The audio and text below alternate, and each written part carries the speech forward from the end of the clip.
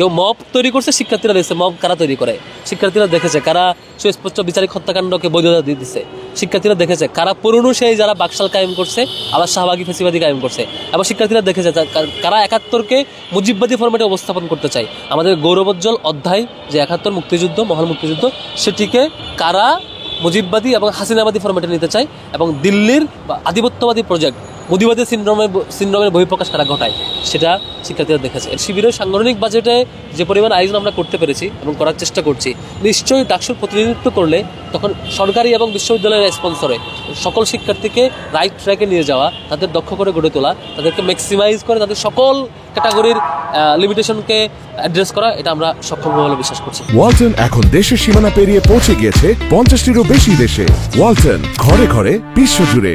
অনেক ছাত্র সংগঠন অভিযোগ করছে যে বিভিন্ন ক্যাম্পাস বা হলগুলো ছাত্র শিবির দখলে নিয়ে নিয়েছে। সেক্ষেত্রে স্পেসিফিক বলবেন যে অমুক হলে তমুক করছে, কেউ ফেসবুকে ক্যাম্পেইন করবে এবং সেটাকে অভিযোগ বলে ধরে দেবে, সেটা অভিযোগের কোনো ইয়ার মধ্যে পড়ে। এটা হচ্ছে প্রপাগান্ডা। আসলে নির্বাচন করে যারা শিক্ষার্থী বিচ্ছিন্ন তারা প্রপাগান্ডা করতেই পারে, এবং এই প্রপাগান্ডা শিক্ষার্থীরা আরো মানে এটা শিক্ষার্থীরা বুঝে যে যাদের কোনো কাজ নাই তাদের কাছে হচ্ছে অন্যের কাছে ঝামেলা করা, তাদের কোনো এজেন্ডা নাই তাদের কাছে হচ্ছে অন্যের এজেন্ডা ঝামেলা করা। আপনি প্রবলেম থাকলে, ফল্ট থাকলে, কোনো ভুল করে থাকলে সেটা শুধরাই দেন, কিন্তু এজেন্ডাবাজি করা যাবে না। ডাকসু নির্বাচন হবে ইনশাল্লাহ, এবং এটা নিয়ে কে ষড়যন্ত্র করলে সেই ষড়যন্ত্র সফল হবে না, সাকসেসফুল হবে না। এখানে দিন শেষে শিক্ষার্থীরা বিজয়ী হবে। আর ডাকসুতে কে জিতলো, কে হারলো, কে ভোট দিল, এটা ম্যাটার করবে না। ম্যাটার করবে হচ্ছে শিক্ষার্থীরা ভোট দিতে পারলো কিনা, ডেমোক্রেটিক প্র্যাকটিস করতে পারলো কিনা। আমাদের যারা অলরেডি দায়িত্বশীল তারাই ডাকসুতে দাঁড়াবেন, এবং একই সাথে আমরা কি করব সেটা রিপ্লাই আমরা আগেও বলেছি যে হচ্ছে আমরা নতুন চমক দেখানো কিছু করব না।